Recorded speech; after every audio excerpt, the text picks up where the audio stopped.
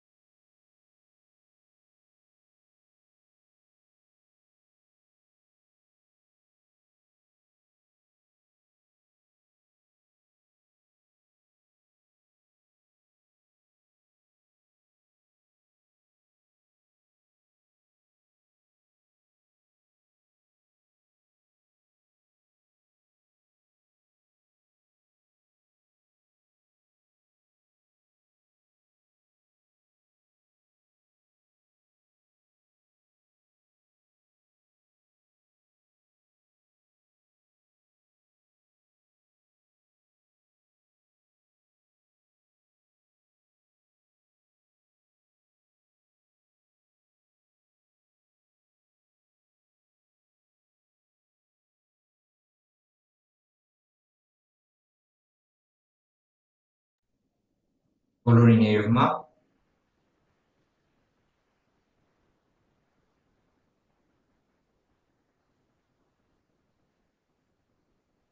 Տենես լսում է բոլորին։ Այո,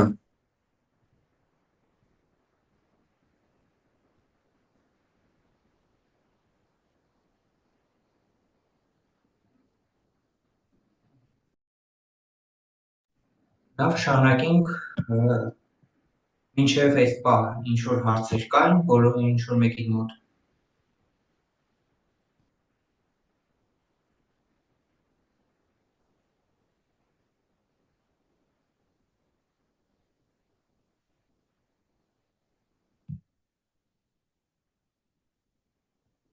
Լավ, անցնենք առաջ։ Երկրորդ կարգի ռեակցիա։ Երկրորդ կարգի ռեակցիան արդեն հասկանում իրար։ R հավասար է մինուս dA dt կա A քառակուսի։ Կատարելով ինտեգրումը մենք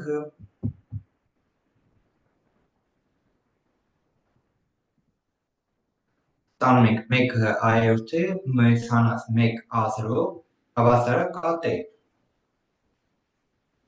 Ինքն հիմա տեսակ չէ, պատկերացրիք ֆունկցիան ինչ տեսք ունի։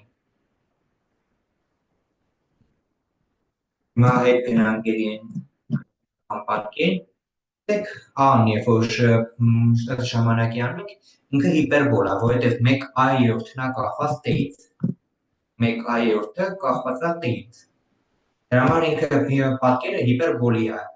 կամ a-ն կախված է 1/3-ից,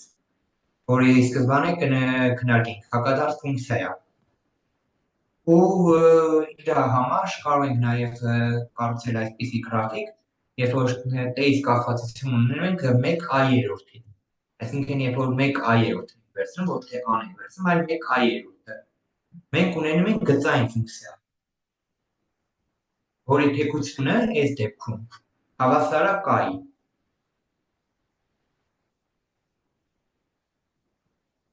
Եվ իր համար ունենք նաև կիսատրոհման պարբերություն, որը կախված է a0-ից։ Բայց հիշում եք, չէ, առհասարական կարգում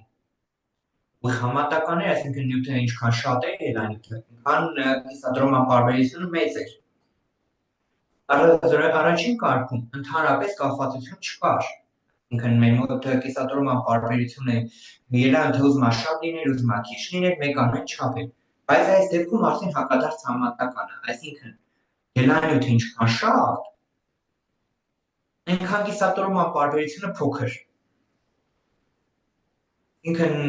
լրիվ հակառակն է, այսինքն աստիճանաբար փոխվեց։ Ընդհանուր լոգիկան էս էր։ Ռեակցիայի կարգեր։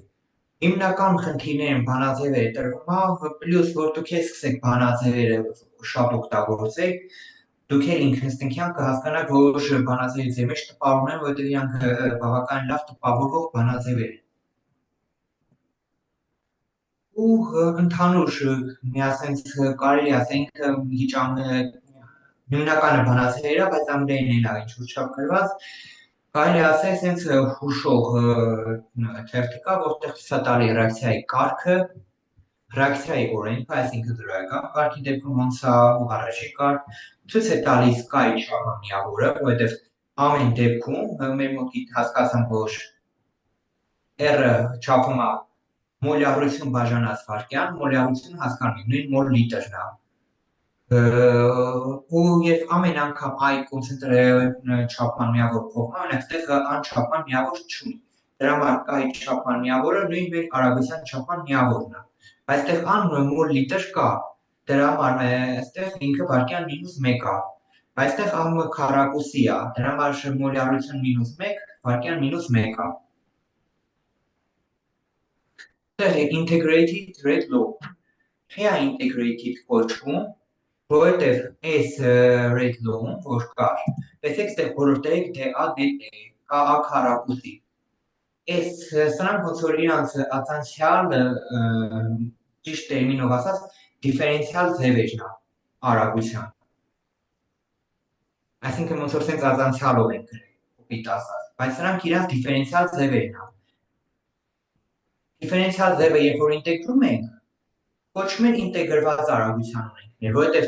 այս rate law-ում, որ կա R հավասարակա A0 ու rate law-ում այս տարբերակը, իրանք նույն բաներն են, պրոստը միտեղ ածանցյալ տարբերակն է, այսինքն դիֆերենցիալ տարբերակն է, իսկ մյուսը ինտեգրված տարբերակն է։ Դրա համար է գրված integrated rate law։ Նույն բանն է գրած, ինչ որ առանձին սլայդներում քննարկենք։ Հաջորդը իրանց ֆունկցիաներն է, բայց գծայնացրած, այսինքն ինչ է նշանակում գծայնացրած։ Հիմա հասկանում ենք, եթե ես տեղ A վերցնեի ուղղակի, այն ինքը ցուցչային ֆունկցիա, այսինքն y-ի t մինուս t աստիճան է, որը ինչ որ սենց ոչ չեն կարա էլի իրան հեշտ ու հանգիստ օգտագործենք։ Պատկերացնում եք, օրինակ, որն ավելի պարզ ֆունկցիա, գիծը թե մի հատ ուղիղը, թե օրինակ հիպերբոլը կամ պարաբոլա, կամ այդ ցուցչային ֆունկցիայի գրաֆիկները, կամ լոգարիթմական։ Գծայինը բոլորից ամենապարզն է։ Դրա համար բոլորը աշխատում են ֆունկցիաները, եթե հնարավոր է, իրանց գծայնացնել։ Դրա համար այս տարբերակում վերցրված է լոգարիթմը an, երբ որ հիմքը n-ն է, այսինքն բնական հիմքով լոգարիթմն է։ Ու ժամանակից։ Այս դեպքում էլի մեր մոտ ուղիղ գիծ է ստացվում։ Ու մյուս տարբերակը, երբ որ ունենք երկրորդ կարգը, վերցնում ենք 1i-րդը, որովհետև երբ որ an ենք վերցնում, մեր մոտ հիպերբոլ է ստացվում, որովհետև հակադարձ ֆունկցիայի գրաֆիկն ենք ունենում։ Բայց երբ որ 1a ենք վերցնում, մենք ունենում ենք գծային ֆունկցիա։ Բոլոր դեպքերում իրանց slope-ը կարելի ասել թեքությունն է։ Ցույց է տալիս մինուս կան, կամ վերջի դեպքում կան։ Եվ տրված է իրանց կիսատրոհման պարբերությունները, կիսակյանքի տևողությունները։ Ու տեսեք, առաջինում ուղիղ համատական է, վերջինում կապվածություն չկա, իսկ ամենավերջինում հակադարձ համատական։ Ռեակցիայի կարգի որոշումը արագ քննարկենք, ռեակցիայի կարգի էքսպերիմենտալ ինչ մեթոդներ կա։ Առաջին մեթոդը իզոլացման մեթոդն է, այսինքն իզոլացման մեթոդի ժամանակ մենք ունենում ենք ոնց որ ելանյութերը մի տարբեր կոնցենտրացիաների դեպքում ելանյութերի հաշվում ենք սկզբնական արագությունը։ Հիմա օրինակի վրա գնանք ու հասկանանք։ Ունենք NO2 plus CO, առաջանում է NO CO2։ Հիմա որպեսզի հասկանանք ռեակցիայի կարգը, մենք NO-ը մի հատ էքսպերիմենտ արել ենք, երբ որ 0.1 ենք վերցրել, նրանել ենք 0.1 մոլյարություն վերցրել, ստացել ենք 0.021 մոլյարություն վարկյան արագությունը։ Հաջորդ քայլում CO-ի կոնցենտրացիան հաստատումն ենք թողել, նույնն ենք թողել, NO2-ը երկու անգամ մեծացրել ենք։ Ստացել ենք 0.0082։ Հաջորդ քայլում NO2-ն ենք հաստատում թողել, CO-ն ենք երկու անգամ շատացրել։ Տեսել ենք արագությունը նույնն է մնացել, չի փոխվել։ 10-ի մինուս 4 աստիճանով փոփոխությունը մեզ համար կարելի է ասել աննշան է այս դեպքում։ Եվ վերջում փորձ CO-ն սկզբնական հենույնն ենք թողել 0.1, NO2-ը 4 անգամ մեծացրել ենք ու դարել է դրա ամբողջ 0.33։ Հիմա ալգորիթմը գնա։ Տեսեք, երբ որ երկու անգամ NO2-ը մեծացրել ենք, արագությունը փոխվել է 4 անգամ։ Տեսնում եք, չէ՞, այսինքն սա 2-ի քառակուսին է։ Տեսնում եք, NO2 քառակուսի։ Հաջորդը, երբ որ թողել ենք հաստատուն NO2-ի կոնցենտրացիան, երկու անգամ շատացրել ենք մեր արագությունը, մեր արագությունը չի փոխվել։ Նշանակում է, որ մեր մոտ ռեակցիայի արագությունը CO-ից կախված չի։ Իսկ դա երբ է եղնում, երբ որ ռեակցիայի կարգը ըստ այդ նյութի 0-ի է, այսինքն CO-ն 0-ի է։ Ու վերջնական, որ հաստատ իմանանք, որ մեր արագությունը ընդամենը կախված է NO2-ից, կատարել ենք 4 անգամ NO2-ը եւս 2 անգամ արագացրել ենք, CO-ն 2 անգամ կրճատվել է, բայց արագությունը ընդամենը 4 անգամ է փոխվել, այսինքն ըստ NO2-ի է։ Դրա համար ունենում ենք, որ արագությունը կախված է միայն NO2-ից քառակուսի աստիճան, ըստ CO-ի 0, այսինքն ռեակցիայի ընդհանուր կարգը որոշվում է 2-ին գումարած 0, այսինքն այս դեպքում 2, երկրորդ կարգի ռեակցիա, բայց կարող լիներ օրինակ ստեղ 1 0-ի տեղը, տեսականորեն։ Այդ դեպքում ընդհանուր ռեակցիայի կարգը կլիներ 3։ Բայց հասկանում ենք, տեսեք, ստեղ գործակիցը NO2-ի 1 է, բայց իր կարգը 1 չի, այսինքն այս n-ը ու իր գործակիցը իրար պարտադիր չի, որ հավասար լինեն։ Եվ կա ինտեգրումային մեթոդ, դուք տեքստերը կարճ հետագայում որ պրեզենտացիան լինի կարող եք ինքներդ կարդալ, ներկայացնեմ մոտավոր լոգիկաները ինչ է ինտեգրումային մեթոդի ժամանակ կատարում ենք մեկ էքսպերիմենտ, օրինակ իզոլացման մեթոդի ժամանակ կատարեցինք 4 հատ էքսպերիմենտ, որպեսզի կարգը գտնենք։ Այս մեթոդի ժամանակ կատարում ենք կարող ենք կատարել ընդամենը մեկ էքսպերիմենտ, որի համար օրինակ միած 0-ական վայրկյանին ունեցանք ելանյութի կոնցենտրացիա։ Հաջորդը 5 րոպե հետո հաշվենք ինչքան է ելանյութը, հետո 10 րոպե հետո 20 րոպե հետո, 30 րոպե հետո, 40 րոպե հետո ու ստացանք ու գրաֆիկ ենք գծում A-ից ու T-ի միջև, այսինքն ժամանակ ժամանակներին անում ենք։ Ու նայում ենք ինչ գրաֆիկ է եղել։ Եթե այսպես գծեմ ոնց որ կանք սրանք հասկանանք, եթե գծային է եղել, միանգամից հասկանում ենք, որ 0-ական է, բայց 1-ն ու 2-ը հավատացեք այդքան հեշտ չի տարբերել իրարից գրաֆիկում։ Դրա համար մենք անում ենք հաջորդ քայլը։ Մենք կարող ենք գծել մի հատ լոգարիթմով ու գծենք 1/i-ով ու տեսնենք որ տարբերակն է ավելի գծային։ Կամ ամեն տարբեր ժամանակի համար հաշվենք k-ի արժեքը։ Եթե 1/i-ի դեպքում օրինակ, եթե ինքը 0-ական կարգ է եղել, k-ի արժեքը ժամանակի ընթացքում տարբեր ժամանակներ օգտագործելով ինքը պետք է հաստատուն թիվ մնա, այսինքն կան մենք գիտենք հաստատուն է։ Եթե ինքը իրոք առաջի կարգ է, ինքը տարբեր ժամանակում որ հաշվենք, կամ պետք է միշտ հաստատուն մնա, բայց եթե ինքը առաջի կարգ է, բայց մենք օգտագործենք երկրորդ կարգի հավասարումը, տարբեր ժամանակներին մենք պետք է ստանանք տարբեր k-եր, որոնք իրար հավասար չեն, որը մեզ ցույց է տալու, որ ռեակցիան ինքը երկրորդ կարգ չի։ Մոտավոր այս է լոգիկան, մենք ունենալու ենք ամենավերջում տիպիկ խնդիրների լուծում, ինտեգրումային մեթոդով մենք կունենանք խնդիր քննարկելու, այդ ժամանակ ավելի մանրամասն կհասկանանք ալգորիթմը խնդիրները ոնց է,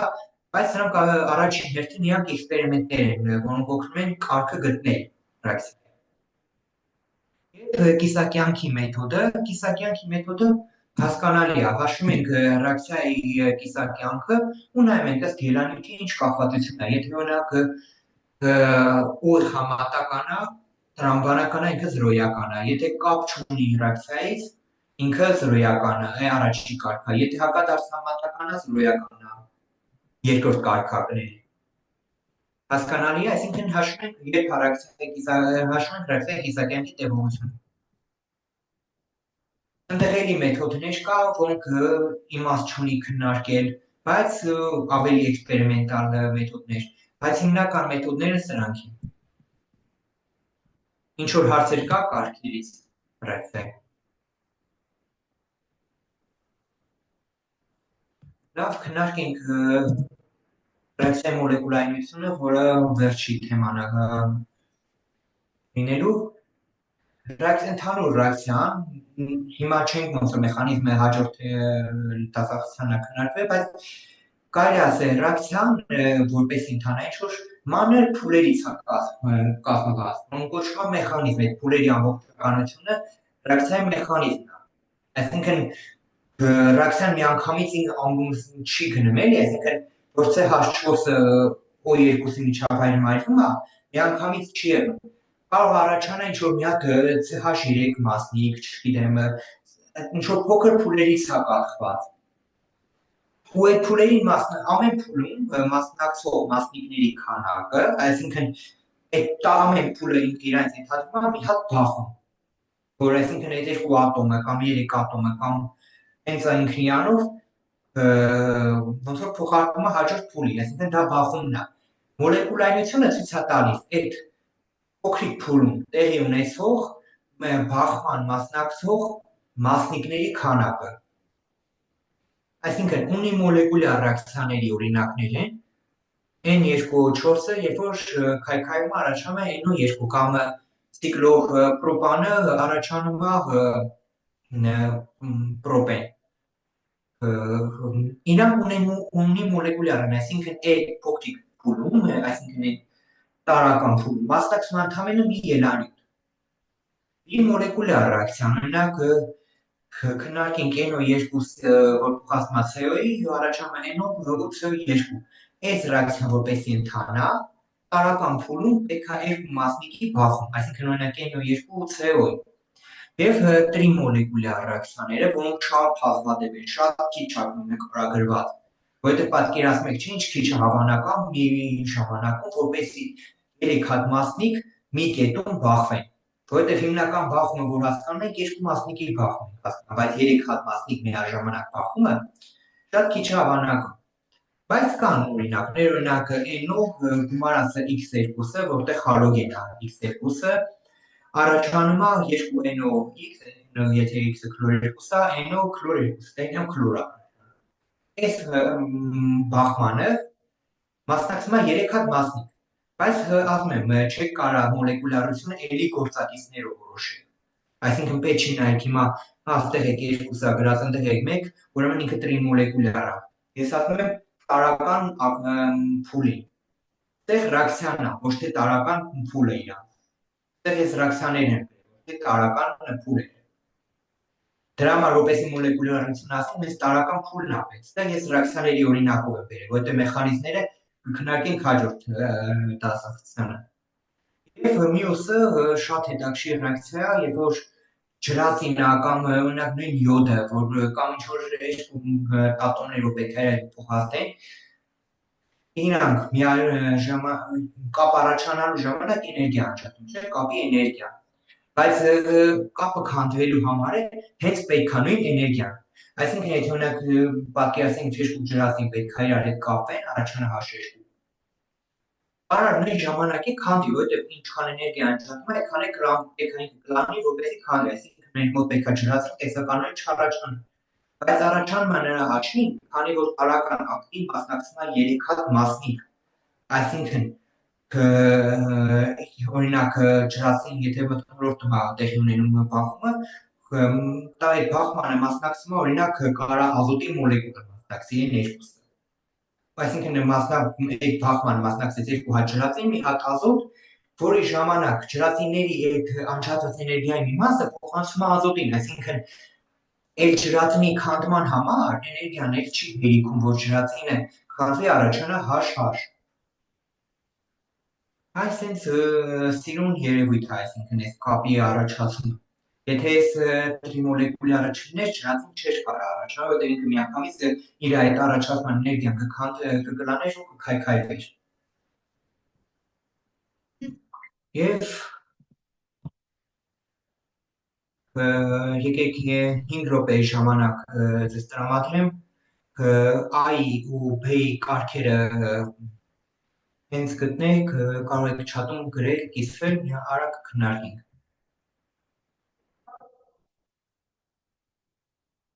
Հասկանում եք, իզոլացված մեթոդների սկզբունքով պետք է։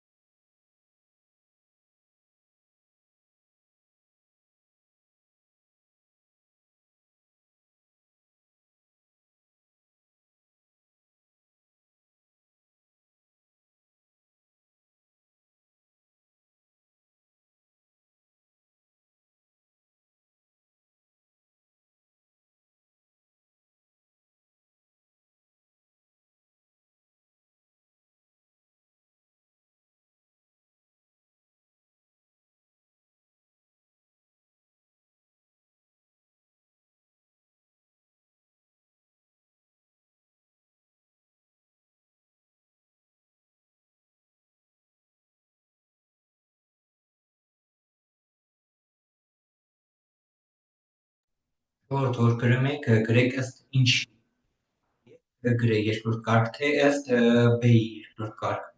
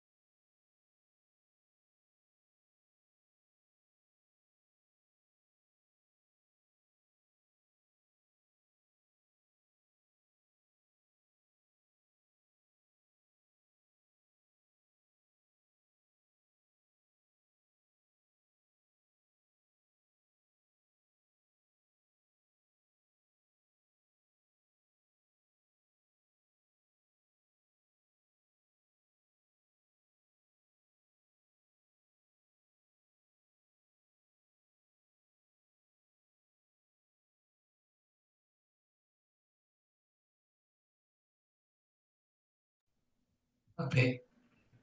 եկեք քննարկենք։ Հիմա հասկանանք, ինչա կատարվեն։ Տեսեք, առաջի ու երկրորդ ռեակցիաներում I կոնցենտրացիան հաստատունապահ է, B-ն ամենափոքրը։ Հարաբերենք, գրենք R հավասարակա AX, BY, այս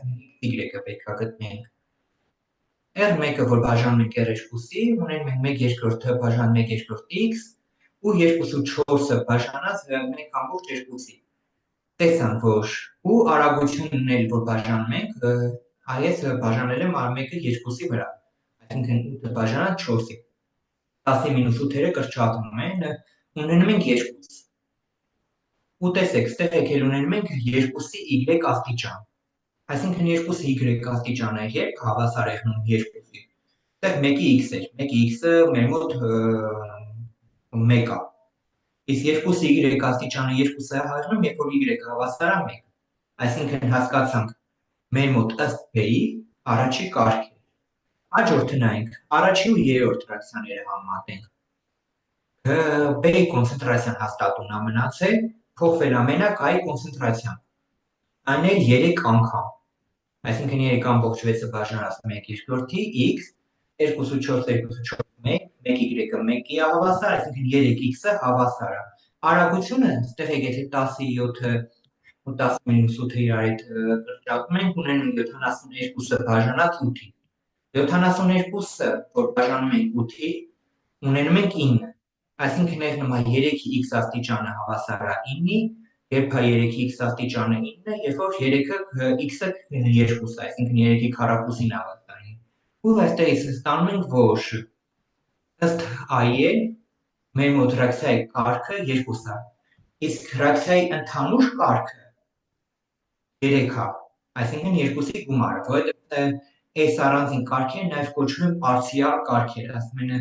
ըստ I-ի պարցիալ կարգը 2 է, ըստ B-ի պարցիալ կարգը 1 է։ Ընդհանուր հասկացա ես պատասխանեի, որ մեծ մասին հասկանալի էր։ Եվ խնդիրն է էլի 2-3 րոպե հենց պատասխանը իմանալ կարող եք չաթում գրել։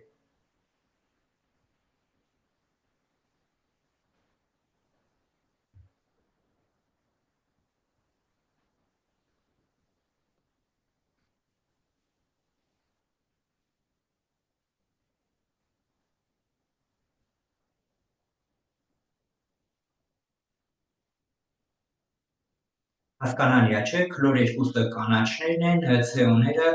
կարմիրն ու սևը, որտեղ C-ն սևն է, կարմիրը բացին է։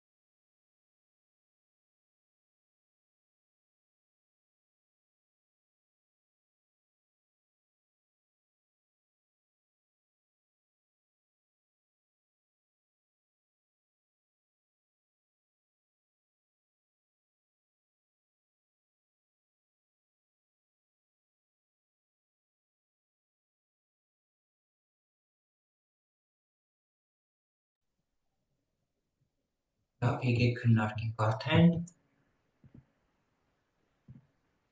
Ճիշտ պատասխանը B-ն է։ Այս մասը ճիշտ են լուծել, ոնց է պետք լուծել։ Հիմա չենք դնելու հերթով պատասխանենք, բայց պետք է ուղղակի ամեն ոնց որ քեսի համար հաշվել արագությունը։ Հաշվում բոլորի համար կան հաստատուն թիվը։ Այսինքն մենք կարող ենք կանոնակ ընդունենք բոլորի համար 1, կարող ենք հենց գայել թողնել։ Քաշում ենք քանի հատ քլոր կա, օրինակ առաջինի դեպքում 4 է եղնում, տեղադրում ենք 4-ի 3/2 աստիճան, անգամ 4 հատ է CO-ը, անգամ 4, ու ստանում ենք R։ Ինչ որ արագություն ստացանք։ Հաջորդը նույնը կատարում ենք օրինակ B-ի համար, որտեղ քլորը 5 հատ է, CO-ն 4 հատ։ Նույնը կատարում ենք C-ի ու D-ի։ Որ բոլորը կատարում ենք, կստանանք, որ ամենամեծ արժեքը տալիս է B։ Ընդհանուր խնդրի լուծման հետ հարց կա, եթե կա, կարող ենք հաշվարկը անել հիմա։ Եթե հասկանալի է, կարող եք ով որ սխալ է արել, մի հատ էլի փորձի հաշվարկը կատարի։ Հետո եթե հարց լինի, կարող ենք չաթում եք քննարկել, եթե ամեն ինչ պարզ է, շատ լավ։ Բոլորին պարզ է, թե քննարկենք։ Ընդհանուր դասախոսության թեման ավարտվել է, էլի կարելի ասել, ինչ որ թեմա չկա ներկայացնելու։